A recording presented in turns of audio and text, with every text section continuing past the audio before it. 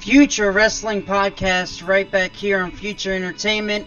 Of course, I'm your host, Logan Myers, and I'm alongside my co-host, and we're back for the review of Smackdown 1000. OJ, welcome back, sir. I'm glad to be back. I'm glad to have you back, Logan. I'm glad to be here. It's been a long night, even though YouTube was messing up on us earlier, but we can do it. We can do the show for just a little bit. But just a nice little rundown on the card. And all the goodness that was SmackDown 1000. Yes. Can we say it was better than Raw, the 25th? You know that when the WWE doesn't make me sit around for more than 2 hours. Yeah, I think it's decent. Big time. We had some great stuff. We had some stupid stuff, and let's get right into it, I guess, for the results of SmackDown 1000. And before we get to that, OJ, since it has been a while, if we have any new people following this channel, you guys can check us out on Twitter. OJ, go ahead. Find me over at OJ the Juice on Twitter. OJ. Juice spelled Jewce. Awesome. And you guys can check me, of course, out on Twitter at Logan Myers 144. And let's get down to the results for the SmackDown 1000. Excuse me. It started off with the McMahon heavy opening segment.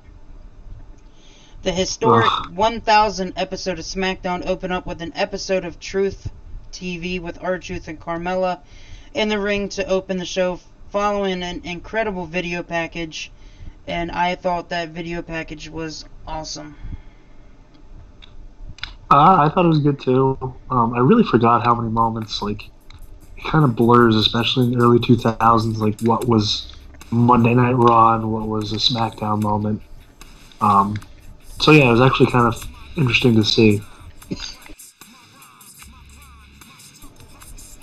And as you guys can hear right now, I'm playing the SmackDown intro music from 2003. This was by far my favorite song of all time. I like that one too. I'd say my favorite was always Rise Up, which they played from late 2004 to, I want to say late 2008? Yes, that was. That was a good one. Just to give you a heads up, if I don't speak, I am listening to the audio just to make sure everything's good to go for us, OJ. But, okay. Could you let the fans know exactly what happened in the very beginning of SmackDown with the McMahons and R-Truth in them? I can try my best. So it opens up with R-Truth and Carmella, who, I don't watch the product weekly, so I just found out that Carmella is a babyface now, apparently. Yes. I did not know this. She also is not a blonde anymore. I did not know that either. And Stephanie comes out, talks about how she was GM of Raw or SmackDown at one point, and maybe I believe, I don't remember if she mentioned it, but yes, she won the women's championship on SmackDown. And then Shane came out. Of course, Stephanie got booed out.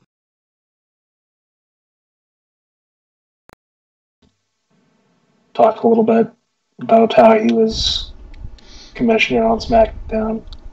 They go back and forth. And then Vince comes out. And this first time I've ever actually heard the crowd sing "No Chance in Hell." If I don't speak, I am listening. Yes.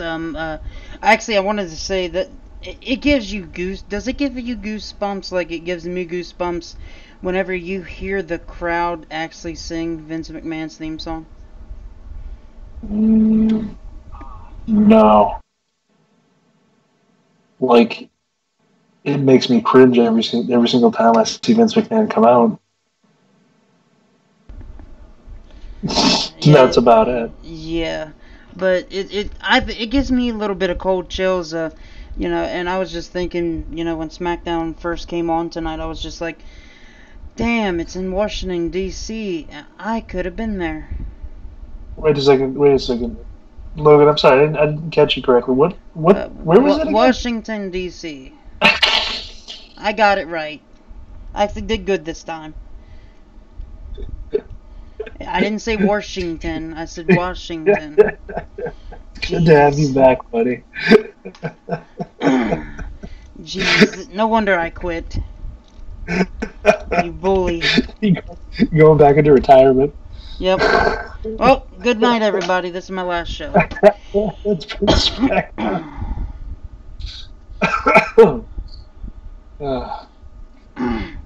But yeah, so no, and then they danced, because this is family entertainment, ladies and gentlemen.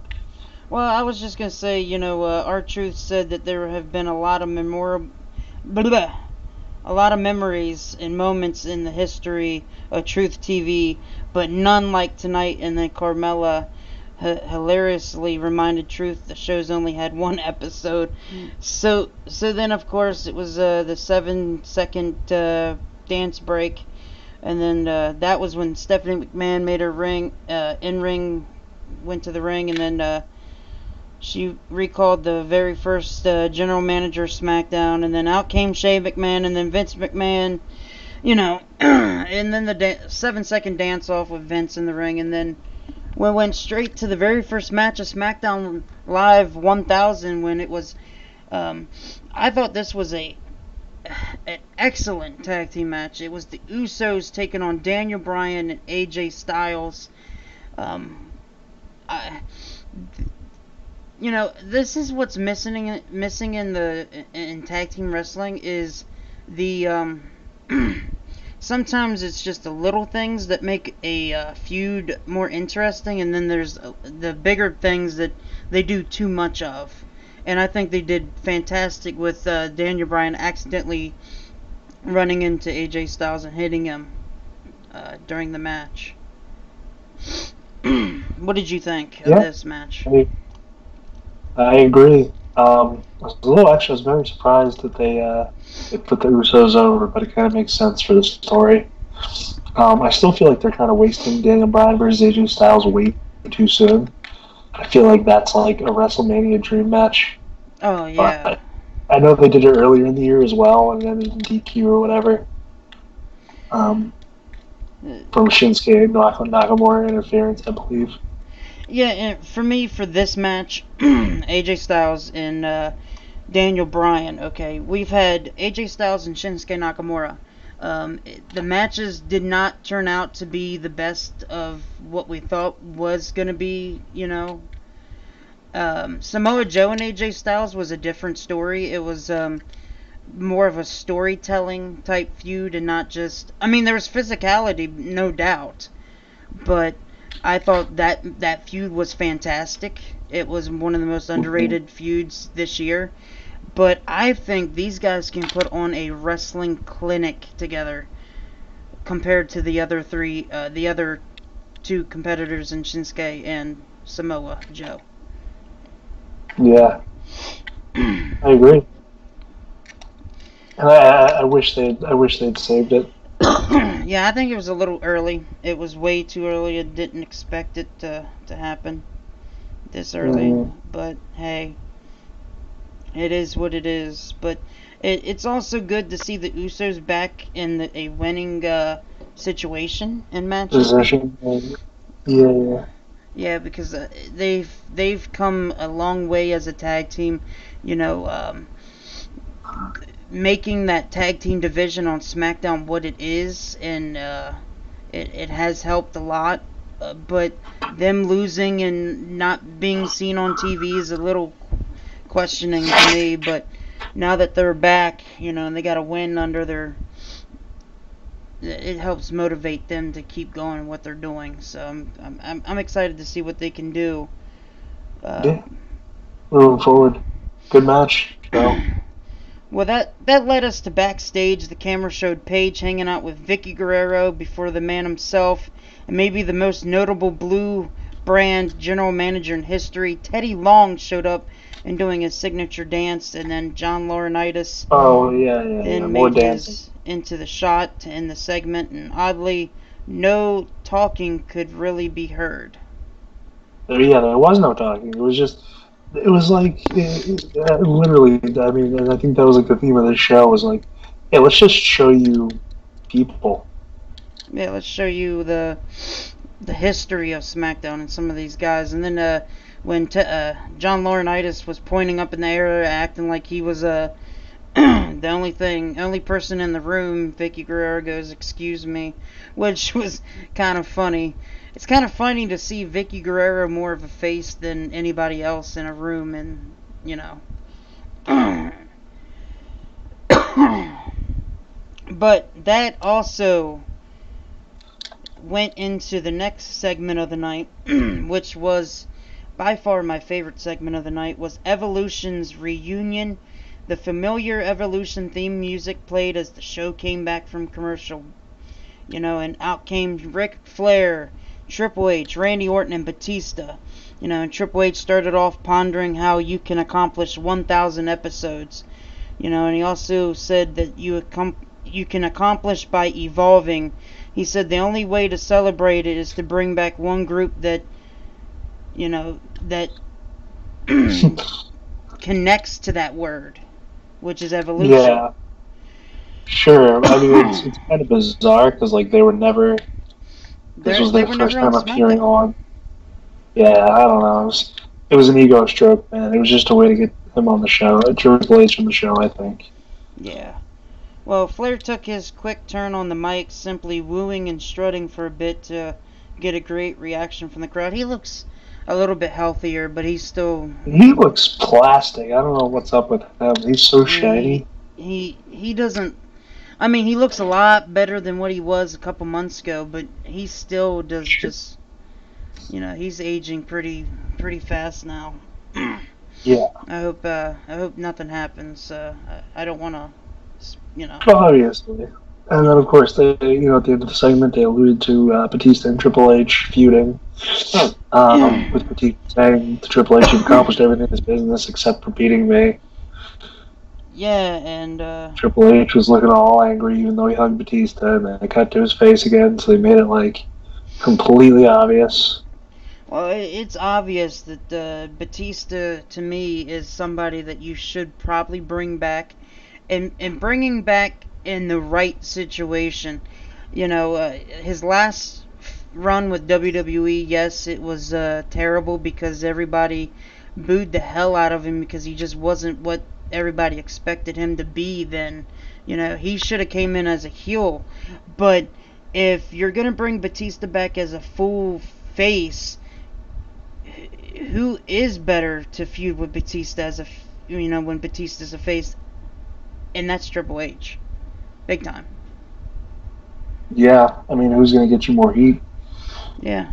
Because, but, and then they also had a segment, a little commercial that, DX and The Undertaker coming and facing off at Crown Jewel. So that's, they're hyping it up a lot, but have you noticed that they haven't said the name of where they're going to besides the pay-per-view name? Yeah. Yeah, they won't even mention it. It's crazy now. But moving on to the worst thing to happen on this episode of SmackDown was The Miz defeated Rusev within not even a minute. Yeah, this was just further feud with Aiden English because obviously he came out and he interfered. He distracted Rusev, and then after the match, Lana literally kicked English right in the crotch, and then Rusev proceeded to decimate his former friend on the outside. I gave this segment I just looked up CBS's WWE SmackDown review and what they gave a grade for it. They gave it a D+. Why would you give this segment a D+? This is an F for failure. Yeah, it's not good. Rusev should be way more over than this. I mean, I'm not saying he's not over with the crowd. He should be given more opportunities. Yeah, and that poor fucking kid Aiden English, he's done. Yeah, I don't see... You know what I see? Future endeavor soon. Sadly. Within a year, probably after Mania time. I think he's still like viable as a jobber for now. I mean, He obviously they'll run this he's feud got the probably until mic Survivor skills. Series. You know what I mean? He's got the mic skills, OJ. Yeah, but come on, But that's all. He's not that credible. only He's not a that only credible. takes most Go, guys so far. yeah, that only. I mean, come on now. Don't get me started. We might be here longer than we want to. But what I was gonna say, he's got the mic skills, but he does not have a credible. He's not a credible threat to anybody. Not even a cruiserweight. Honestly, I mean he's pale. He has no athleticism whatsoever. He does simple moves that just doesn't get over with me. And if he were to He's randomly Zack, listen to this Zack show, Ryder kind. go ahead. He's like Zack Ryder kind of. Hmm. I don't know. Like I put him in like the same vein. Like to me, there's nothing that impresses me about the guy. Well, Zack Ryder, I think, has way more abilities in the ring than Aiden English. Um, I question that. we can argue about this. We can do a great debate right now. I'm saying Zack Ryder is way better than Aiden English. I don't see why everybody likes Aiden English. Besides his singing and his talking, what does he do in the ring besides a DDT or, I mean, a punch? Zack Ryder does a little bit more moves than that. Yeah, but I would say Zack Ryder and Aiden English are probably about the same on the mic. Aiden English beats him on the mic. I don't think so. Dude, what are you talking about? Everybody loved Zack Ryder's, I mean, especially with his YouTube thing back in 2011. Everybody loved that That's the shit. only reason he's relevant was that YouTube channel. Yeah. That's what got him over. And that's why WWE needs to learn to let the this is what irritates me. They always write these promos for the guys and they don't, they underachieve when they're doing those promos on the mic. But if you give guys the opportunity to say what they want and be creative, these guys can be way more over. It's like, for example, Rusev, who is very vocal on Twitter, and he's fucking hilarious. He's hilarious. Did you see what he tweeted tonight? Did you see what he tweeted tonight after the loss? No, I didn't. I'm sorry to all the fans. I will not be representing the world in the World Cup. It was something like that. It was something along those lines, basically saying he was going to represent the whole world. That's funny. I mean, he's hilarious. I still say "Bury me softly, brother" from time to time. I think Rusev should be in a main event spot. He deserves it. Not main event, but he should not be jobbing to the Miz in 15 seconds, even if it is to further a storyline. Excuse me, man. I don't Upper mid card, like mid-card. a nice title run. But I mean, he also doesn't even need the belt, but he just needs to be treated better. Okay, see, this is the crazy part. I'm not saying that Rusev and Lana is the exact same as Macho Man and Miss Elizabeth. What I'm saying, there's some comparisons as of how over they are together that should be utilized way more than what it is right now. Yeah. Macho Man was so over when he had Miss Elizabeth. Rusev is so over with Lana, and they're just not throwing him out there to give him a shot. Yes, they gave him a shot when he faced AJ Styles, but that was not a feud that anybody expected him to win because of the fact that it was just a thrown together match so AJ Styles can retain, look big and over way more for the WWE 2K19 game. That was basically it. Yeah. So I don't know. Rusev deserves way more, but we can move on to the Cutting Edge segment. Edge came out to an enormous pop for the advertised Cutting Edge segment, and he said things don't get much bigger than SmackDown 1000, and he has said, oh, by the way, I do miss that ring announcing for Edge's Rated R superstar. That's just fucking. That's funny. That's funny. Was that what's his name? Tony Chimmel? Yes, yes. That was Good to Tony see him Chimmel. back. He's there tonight. Yeah. Yeah, good to hear him back on there. You know, he Tony said. Chimmel once. I was at. I just want to just quickly just say I was. Remember when I was at a house show as a kid, and we actually got front row because my aunt worked at the venue, this place in Lowell. So we got access and pretty much reduced pricing for front row seats. And I just remember like Tony Chimmel like kept turning back and like looking at me. And it wasn't like I was yelling or anything. I don't know, because we were sitting so close to him. But weird story, weird injection. Anyways, Yeah, you'll figure it out. OJ. yeah, maybe one day. I don't know. Imagine it's snot coming out of my nose. Oh, I know. See, I was earlier. I was trying to explain something to Brandon about Fortnite, and I literally had it in my head to say the word, but it just wouldn't come out. I'm like, what the hell is going on with me? Yeah. But Edge said that he came out, he said he had to be here because SmackDown has always felt like his show, and he ran down his list of the Blue Brand accomplishments from there. The last few weeks, though, he's been watching something go down on SmackDown, and all the people going to attempt to be a moral compass. So he first welcomed Becky Lynch out there, and Edge told Lynch that they have a lot of similarities, and that the champ said that she emulates Edge and is appreciative of being on the show. And Edge said, like Lynch, he had to claw and scratch for everything that he's gotten and what he accomplished in WWE. However, he doesn't believe Lynch made the right choice in destroying her friendship with Charlotte Flair. He lectured Lynch from there about how no matter how much she accomplishes in her career, she'll be alone one day celebrating it all and will end up not liking herself. Lynch agrees with Edge. She doesn't like herself, rather she loves herself. She told Edge to get out of her ring and threw a sneaky remark and being careful he doesn't hurt his neck on the way out. This is true heel work at its finest. Yeah, this was excellent. Becky Lynch has showed. But you know what's funny? Here, let me tell you something. I actually, sorry to interrupt, but I think that Edge was perfect. Edge was perfect at painting the picture.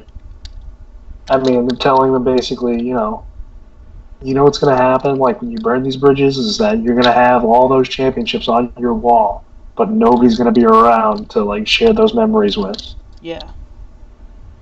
And it really set it home. And that was a promo. And it's for Becky Lynch to completely dismiss that. It's like, oh, I love it because it just. Edge knows how to work with anybody. This is how you use the legends and the veteran talent to get the younger generation over. Yeah, Edge doesn't have to be physical. Of course, it's a woman. Of course, he's not going to be.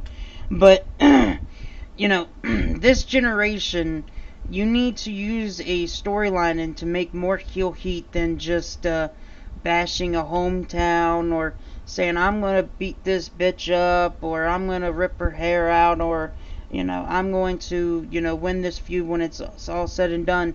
What they did tonight with these promos by Edge and Becky Lynch to further this feud with Charlotte Flair has made me come to a conclusion that Becky Lynch is one of the most underrated heels in WWE right now. And just I like the little sneaky remark that she saying be careful don't so you don't hurt your neck on the way out. That's just, man, I mean, sometimes the WWE creative can come up with some creative things in the promos for Becky. It was the obvious for that, but it's still, I mean, sometimes they don't have to overcomplicate it, which is I think their problem at times.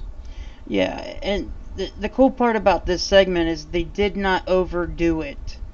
It was just, it was short, it was sweet, and then Charlotte, came out immediately and said Lynch cares about is that all that Lynch cares about is that title. That's why she ran at Super Showdown and last week before she was put through the LED board. Flair said that if she loves herself, then she's going to love what she does to her right now, and then that's when they just started brawling. And then the officials came. And then, yep, Jamie Noble and Finley were in that little skirmish. Yeah, and they couldn't control two women. Yeah. Yeah. No, Dave Finley. Okay, there's no clue. Yeah, no, I got you. Oh, yeah. Okay. All right. Yeah. So whatever you tell me. What do we get next there? Well, what next we had was the Smackdown Live Tag Team Championships on the line. The Bar getting an opportunity at the New Day. Sheamus and Cesaro were about to tear apart the New Day on the outside when all of us... Well, let me rewind a little bit. This match, we've seen before. Plenty of times. Mm-hmm. Sure. And they always try to one-up every single match that they have against each other. So, but towards the end, they had Jerry the King Lawler and Booker T on commentary at the New Day's commentary desk, which was weird. I wish it was JR and Jim Ross. Jim Ross and Jerry the King Lawler. I thought that would have been a lot better. Booker T looked like he was high as fuck. You're right, that's true. I thought he was going to cry for a second, maybe. I don't know. I know, it was weird. But towards the end, Cesaro and Sheamus were about to tear apart the New Day on the outside when all of a sudden, Big Show's music hit. He came out and seemed to stalk the Bar, but instead he went full heel turn. This is about the 50th heel turn, to happen. Big Show chokeslam Kofi Kingston through the New Day's commentary table. Big E was distracted and got nailed by a bro kick for the 3 count. And we have the new SmackDown Live Tag Team Champions in the Bar. And now we need to find out just what the relationship is between Big Show and the Bar. Okay. When Big Show held up the SmackDown Live Tag Team Champions with Cesaro and Sheamus, the first thing that came to mind was Big Show is going to be what the New Day does, which they'll defend the Tag Team Champions, and it doesn't matter, you don't know who's going to be involved in that match.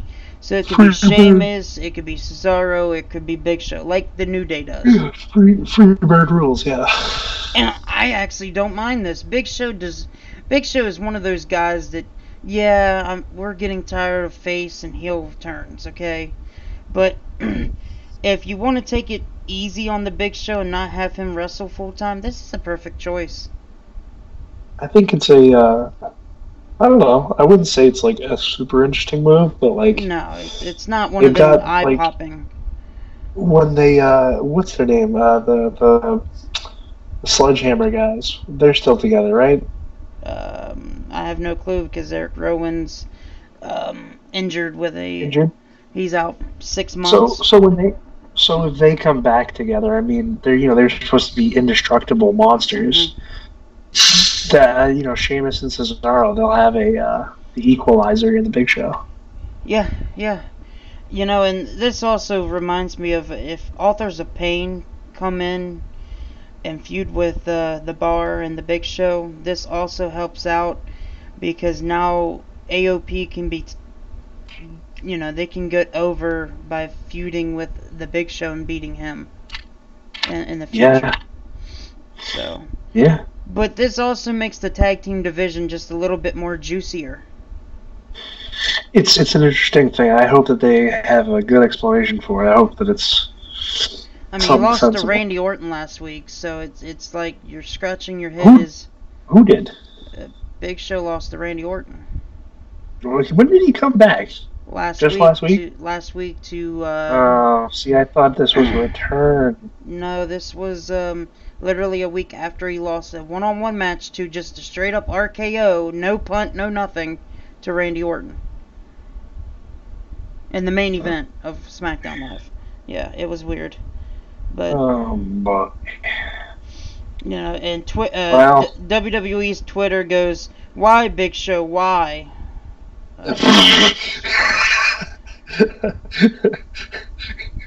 If this wasn't, if this let's say like this is supposed to be real, this is supposed to be set in its own world. Like, man, like, could you imagine being friends with the Big Show? I don't think I could ever be friends with him because, like, I don't know. you have no clue. You You have have no no clue what he's clue. gonna do to you on that day. It's like Monday night. It's like Monday. He comes out full face, shaking hands, waving to the crowd. Tuesday night comes in, destroys every face on the planet, and then Wednesday he's back to shaking hands and waving at everybody. I was gonna say he might have like multiple personalities disorder or something. And Big Show's probably on Thursday going to his dad's funeral and seeing if Big Boss Man's there. Oh my God! They showed that tonight too. Yes, they did. Yes, a little they did. promo package. Promo package. But like, wow, I can't believe they would even acknowledge that they did stuff like that. Yeah, it was pretty funny. Also, John Cena sends congratulations. Hey guys, you know how we have this big controversy about us going to a fucking dictatorship? Oh yeah. Yeah, let's show you clips of Big Boss Man dragging Big Show's dad's casket around. Oh yeah. Like, come on. Yeah, it's weird. But as we move on, the Rock congratulated Smackdown 1000 on Twitter and also told a little story. I thought you were gonna say he did a package. I was okay. So no, he didn't do like a video package. He didn't even do a video package this time. He just sent out a tweet. Yeah, it was a tweet explaining how SmackDown came about. Making Vince McMahon. He said he was gonna go out and cut a promo and say SmackDown, and Vince asked him, "What's SmackDown? What's that mean?" He goes, "I'm gonna lay the smackdown on your candy ass," and made Vince McMahon laugh and told him to do it. And look where look what happened after the fact. Now with SmackDown's at 1,000. It is a successful thing to know that SmackDown's come a long ways now.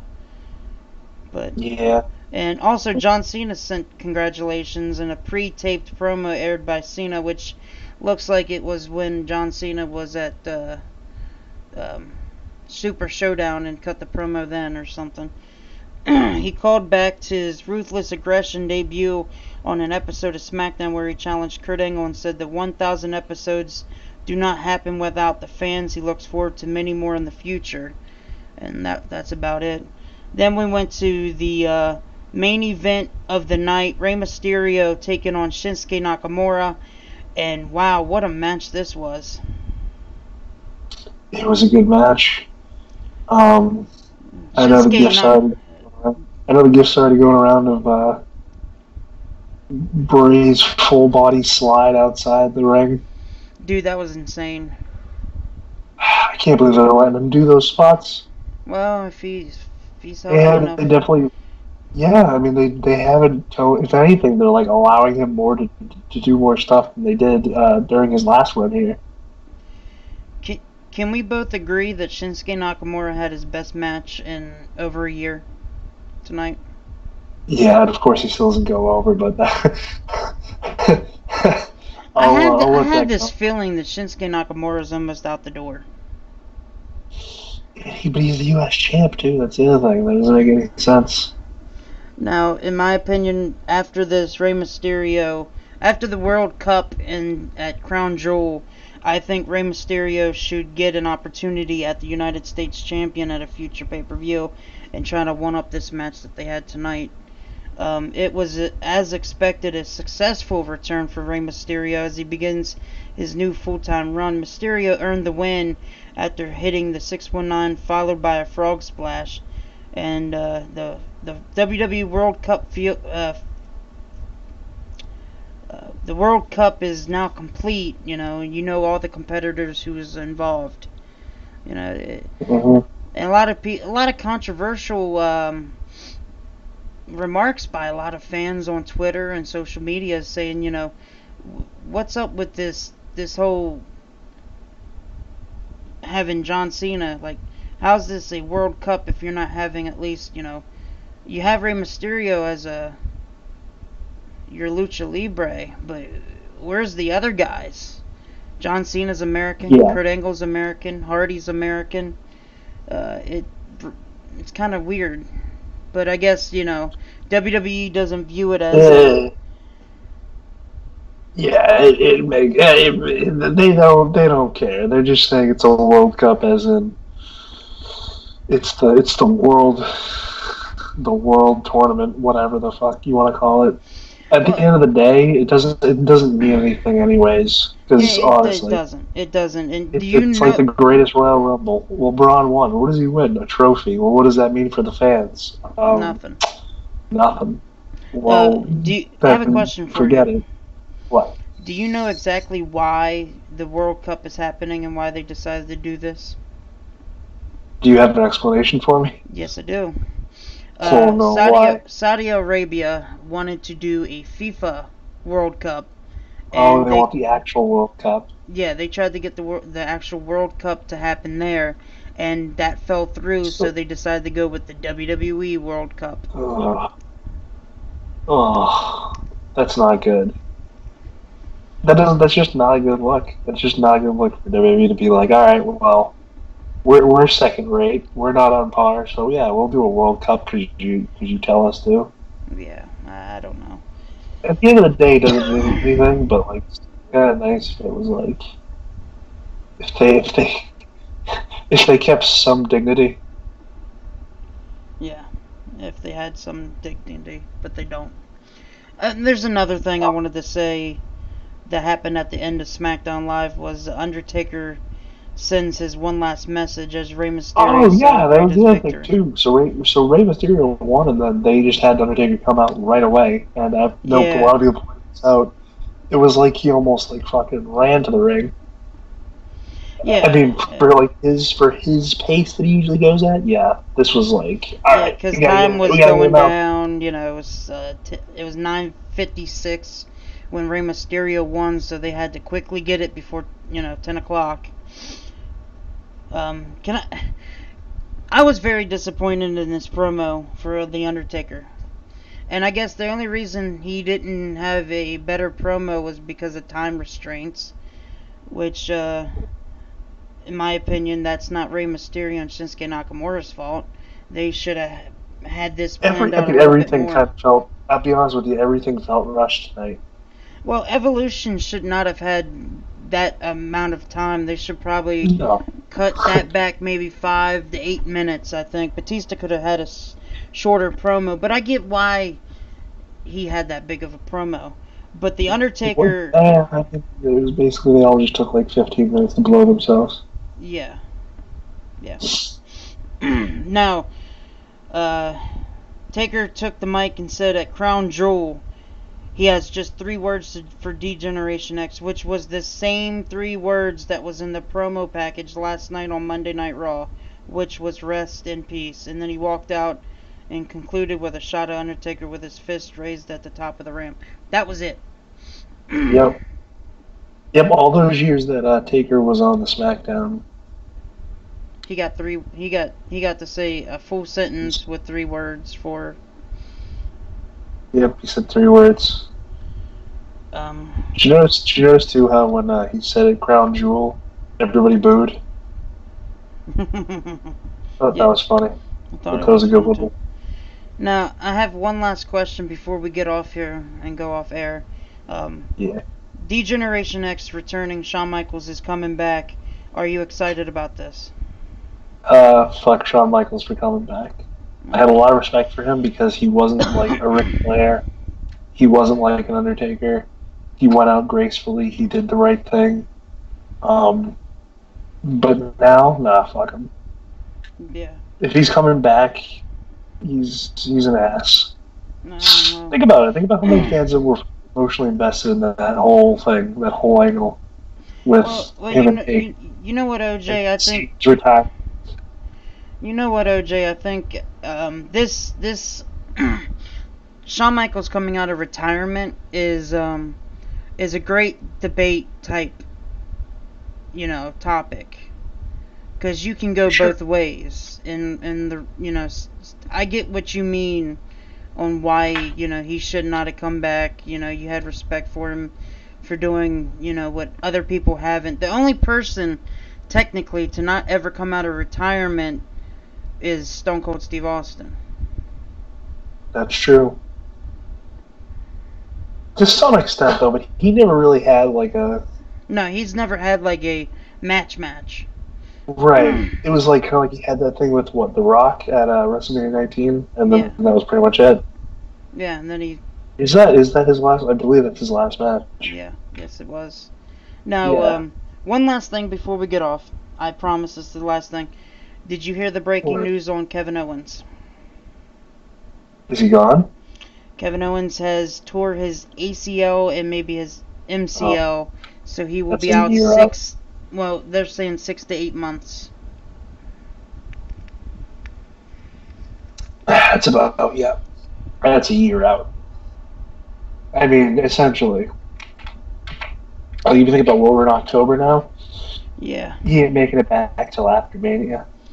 Hopefully, he can come back before Mania. I don't see it. 6 months minimum, really. I mean, I've torn my ACL before. I've torn my ACLs multiple times. And yeah, it's a 6 month minimum. No, I mean, is it possible that he could come back beforehand? Like, maybe. I know that Cena's come back from some pretty serious injuries really early, but let's also be honest, they're probably shooting him up with some shit, too. Kevin Owens, I don't think they're going to be shooting him up with anything. Agreed. I don't think WWE will be in any rush to get him back.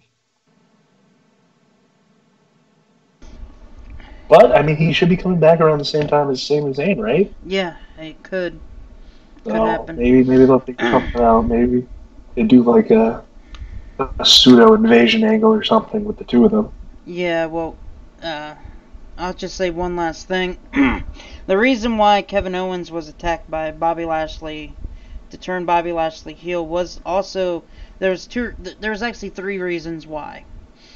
The first reason why was also basically to write off Kevin Owens since he's injured, so he can go down and have his surgery. Number 2 was Bobby Lashley and Vince McMahon had a meeting together. This is my report. I actually found this out, and both of them agreed that Bobby Lashley has potential as a face, but they view him as somebody that could do wonders as a heel. And I completely agree with this, because you see his physique, and you see, if you can take that smile away, Bobby Lashley could be a very good heel. He's got the annoying little brat, by his side, Leo Rush, who isn't half bad on the mic. And simply, this kind of shocked me a little bit, but also didn't shock me. The third reason why was Vince McMahon wants somebody who can be a true competition for Roman Reigns for the Universal title, and that's Bobby Lashley. Of course. Obviously, we're going to see Roman Reigns retain against Brock and Braun, unless things change. I think that's pretty I think that should be pretty foregone conclusion. Yeah. Yeah. I agree. And then I guess after that, it's Bobby Lashley getting his opportunity. I just don't understand it with Roman. I really don't. I mean, he's not getting over it any better than what he was last year. And WWE Vince McMahon is just, he's clueless on how to book the Universal title, and it's simply. It's simple. I mean, weren't there reports coming out this week? The guy doesn't even fucking watch NXT. Who? Vince? Vince. Oh my god. So I don't really like. I'm way through with the guy at this point. He wants to be completely hands-on, but he doesn't even watch his fucking products. He doesn't even analyze his products the way that others do. Like NXT is just so much better. Once Triple H starts getting involved and doing the booking and all that, I guarantee you the Raw and SmackDown will be just like NXT. And we'll way better. I hope so. I hope that there's not going to be too many chefs in the kitchen. I mean, I'm not saying Vince McMahon is completely 110% clueless on what he's doing. What I'm I'll say he is. I'll what say I'm for the most part now, modern day, yeah. but what I'm saying is Vince McMahon is trying to make the next Rock. He's trying to make the next John Cena. He's trying to make the next Stone Cold, the next Shawn Michaels, the next Undertaker, the next Hulk Hogan, and Yeah. Roman Reigns just does not have what those guys have. He's not No, bad and in the those ring, but his mic all those skills, guys. all those guys had that unique look and that unique I'm trying to find the word to describe it, but you know It what I'm trying to. factor. Yeah, the it factor. But they also all got over organically by themselves, Yes, and Roman and Reigns has they only have been over with the absolutely Shield. they've absolutely ruined him by forcing him to the point where I think you've done so much damage that there's no way to come back unless you turn him heel. Unless you turn him heel, And and that's they're not not gonna going to do happen. that for some reason. Uh, For some reason, for some godforsaken reason. I I didn't realize that like The Rock was arguably like top 5 biggest draws in professional wrestling history. He he was a heel. He was a heel because he could not get over as a babyface. yeah, People were chanting "Die Rocky, die," and then what ended up happening? He ended up turning into one of the biggest babyfaces of all time. yeah, and and all you have to do is tweak Roman Reigns just a tiny bit, make him come out as a heelish, like in between tweener, and they just aren't taking the chance and giving him that opportunity to see what he can do as a heel. Right now, I love the storyline of what they're doing with the Shield with Dean Ambrose and all, but right now I just do not see the what WWE is doing. Braun Strowman has been over, and I mean, some of these guys like Samoa Joe deserve so much better, and that's why, in the future it's not bright right now. With all this stuff with the Crown Jewel and some of the guys backstage do not feel comfortable going to the show, and you just question, you know, what what does WWE have to do to get back on track? And OJ, I know you know this, but tonight's SmackDown 1000 was actually sold out, and this is the very first show that's been sold out in months. Really? Yeah, like Raw is usually they're usually completely sold out, but SmackDown Live, No, absolutely not. Especially not in the fall either.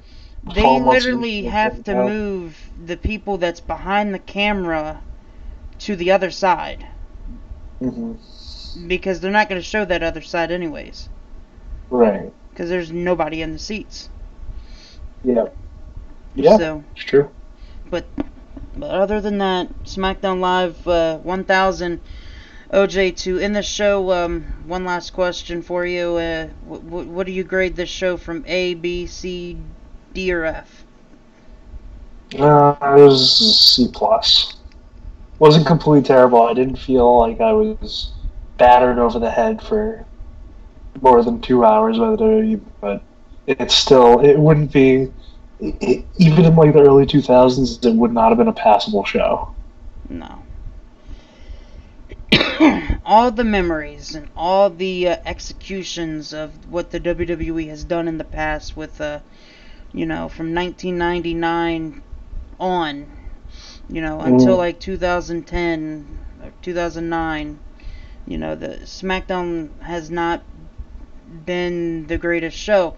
We can argue that, when the SmackDown Live first came to Tuesday nights with their own brand and the brand split came back, that we did have a very good show for SmackDown, didn't we? During the what do you mean? Like in the very beginning of recent? the last draft that we had, I'm saying like when the draft, Yeah, like 2017 yeah, or 2016. something like that, when It SmackDown, was an enjoy. Yeah, it was probably more. Yeah, it was definitely a more enjoyable product. yes, but now it slowly has become one of the poor shows You know, everybody said SmackDown Live was the I, A show, and now it's just I still not. think you don't think so. I still think it to some extent is still like the better of the two shows. It is I think because of over the the time, hour, like the I time think range. I think it's because of the time, and I think it's because the roster is it's pretty good. It's pretty deep. It is deep right now, but a couple months ago it just wasn't. You lost Kevin Owens, and it just seemed That's like Raw was lopsided compared to SmackDown. right. But I would still rather watch an episode of SmackDown than an episode of Raw. yeah, That's just me. there's only a couple things you like on Raw, and then sometimes SmackDown does succeed. But for me, I'm gonna have since since this was a 2-hour show and it didn't seem like it dragged on and on and on, and it didn't have Roman Reigns on the show, I got to give it a B. You give it a B. All right, I'll give it a B. I can see it. I don't give the Miz match a B, but other than that, a B. But OJ, First, I'll put it to you like this, really quick. I think okay. the first hour was like D material, and then the second hour was B material. So I kind of met in the middle there. Well, I enjoyed the AJ Daniel Bryan and the Usos match. Okay, yeah, sure, but it was also that was what one of I mean, there That was two was dancing segments. yeah, and then we also had the Miz and Rusev, And we after, had Miz Rusev, yeah, which was fucking. I don't even know and we what and to. then we had Evolution fucking shit talk for 20 minutes. I didn't mind the promos. Batista actually is good on the mic. He's excellent. Anybody that hates him needs to rethink their life. Yes, they do. He cut a very decent promo. I mean, yeah, he did kind of. Excuse me. He kind of repeated himself. Mm-hmm. But. All right, Logan. Well, you're dying over there. You I can know. I catch feel me like up. I'm getting a cold coming on. Yeah. You can find me at OJ the Juice on Twitter, JEWC, and yeah, doing more shows with Logan over here. As long Yes. as YouTube decides to work. Yeah, and you guys, yeah, I am back. Don't worry, I'm not going anywhere. You will get to see future wrestling podcasts and future entertainment. We will be getting a slot back on Grapple Vision, so be looking out for that. The Great